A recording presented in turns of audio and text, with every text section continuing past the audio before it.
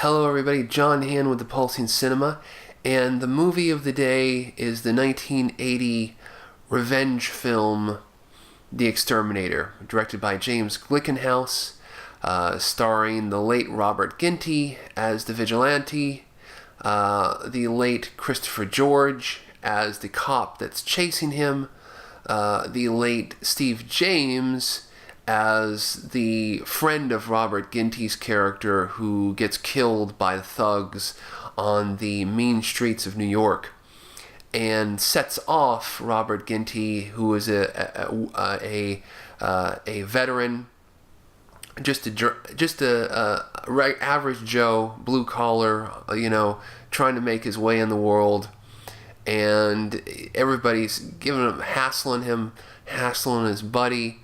And he, starts taking a blowtorch to him. So, definitely a wish fulfillment. Definitely, probably many people in the early 80s, New York, wanted to take a blowtorch to the criminals that were infesting their society at that point here, especially in that part of the world, that part of the country, at that part of the time.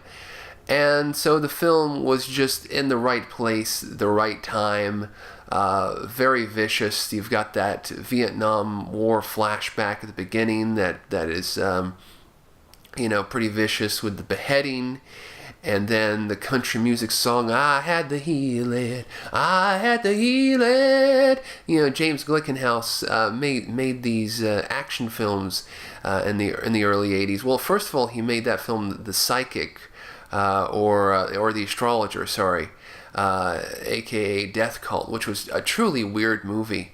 And then he made The Soldier, which had a country music song in it, and that Soldier was pretty good. It had the soundtrack by Tangerine Dream, but it had some country music in it. It even had George Strait playing a song in a bar. And The Exterminator was a high watermark in his career at that point, because it did very well. It's an iconic poster art. Robert Ginty, who was an up and coming actor, has a great performance, and Christopher George is just doing his thing. A solid professional actor. Samantha Eggar is a love interest in the film as well.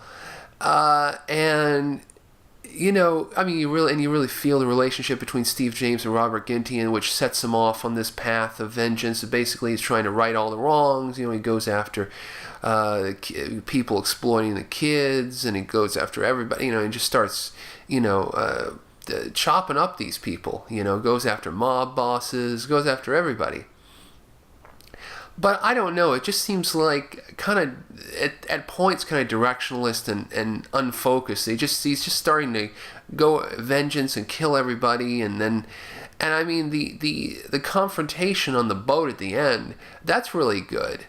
But overall, it's a film which just kind of throws, it feels like to me it's just throwing at me a lot of cool stunts and a lot of cool gags in the scenes and slow motion gunshots and just bodies being, exploded and vengeance, but it doesn't feel like it has the focus of, like, say, a Michael Winner Death Wish film.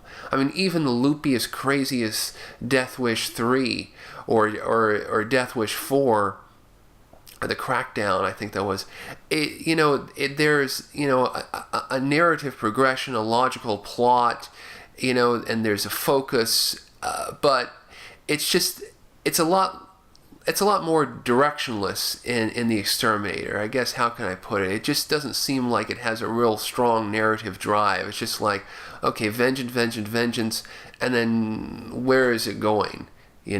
So it's a little bit more of the kind of low budget, kind of grindhouse cousin to a little more, the more higher minded, but yet still pretty brutal, in fact, even probably more brutal, Michael Winner Death Wish series.